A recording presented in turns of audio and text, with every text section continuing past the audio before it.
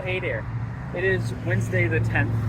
I am on I-44, which replaced Route 66.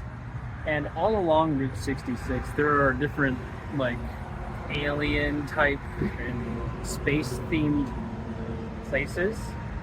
And this one in Missouri has to be my favorite just because of its name.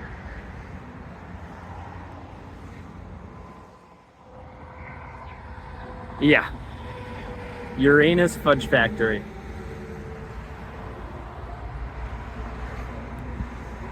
And you know that's the reason why most people come here. It's they just yeah.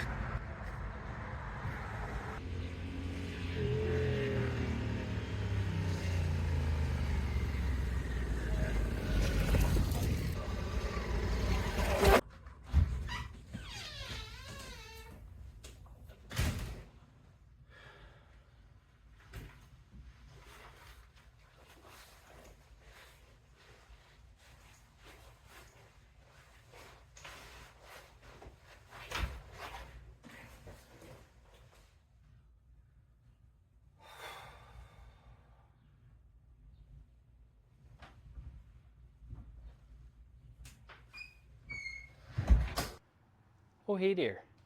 I am officially home. After 11,500 miles, I have made it home. I've honestly been home for a couple days now. I was just decompressing, just trying to process everything. It is very bittersweet to be home. Um, it is nice to know where you're gonna sleep.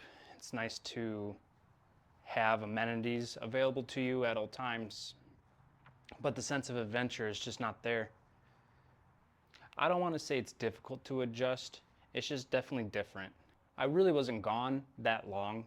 It was about a month and a half, probably a little bit over, but still, you get used to being on the bike, you get used to not knowing where you're gonna sleep and always looking out for yourself at all times, conserving water, managing food, that kind of stuff. I don't think I'm going to really continue this YouTube channel as like a constant upload. I do have college in August, so I go to college full time. I'm trying to be an electrical engineer, which isn't an electrician. They're different. And so that's a big time crunch that I had with this trip. That's kind of why I cruised through the South, apart from the heat, which was not very fun to deal with, especially camping.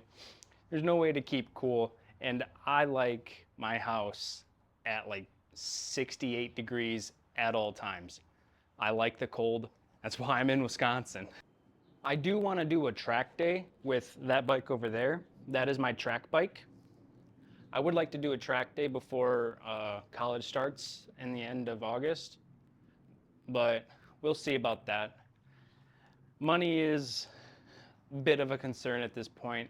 I've spent over $5,000 on this trip, and that's mostly fuel and food because I only slept in a hotel about 6 times. So that's roughly about $600. The rest of it is all things I actually needed. I did spend quite a bit of money on that ferry. That was like $400 or so.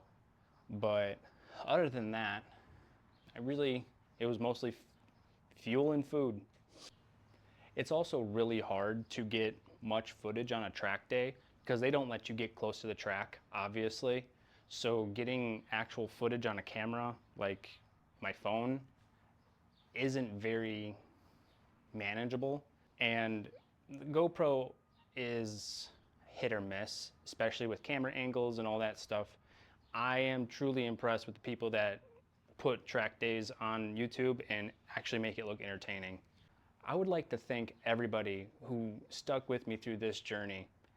And I learned a lot editing videos and understanding how to manage battery life and just managing everything on the YouTube side of it, not only just surviving.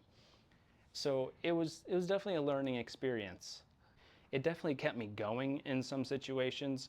There was definitely times where I was just exhausted from all the editing I had to do and how much it was killing my battery on my phone and on my Insta360. I am very grateful for everybody who followed me. I never imagined that I would have over 3,000 subscribers. Part of me wants to really continue, but I'm not in the position to do that. I have about 3 more years of college to go, and I really want to get this degree mostly for myself to prove that I can get it. I may upload like how-to videos, like because I have to replace the stator cover. I got to replace that fork seal. I'm by no means a mechanic.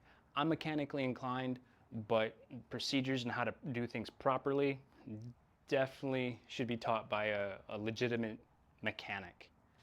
I am a YouTube warrior. I look it up on YouTube, and that's how I do all my personal maintenance on my vehicles and how I maintenance that bike and this bike and my car. I would like to go on another trip next summer, but I am transferring colleges to Milwaukee and I have a house to move, so it's going to be time consuming and stressful moving city to city. So I'll see if I can manage another trip.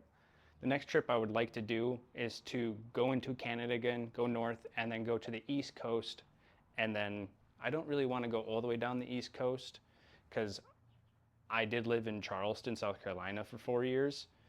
So I've already really seen the bottom portion of the East Coast. But the northern part, I've never been to Maine, I've never been to New York, anything like that. And I have a buddy on the East Coast that I would really like to see.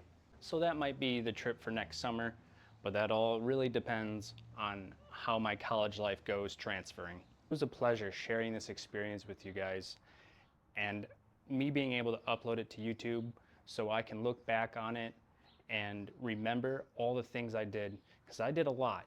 And even now, I'm a couple days out from the trip, and I've already forgotten a lot of the things I've done. I did a lot. And so it's going to be nice to be able to look back at my own videos, and you guys as well, and remember everything that I've done.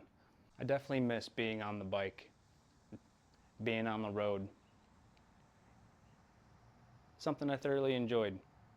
And it'd be awesome to have a partner that also likes to be on a bike and we can do a trip like this together. But I don't see that happening. Not many ladies like to be on a bike like this. Well, that's it for this trip and this video. And for the final time, hope you have a good one.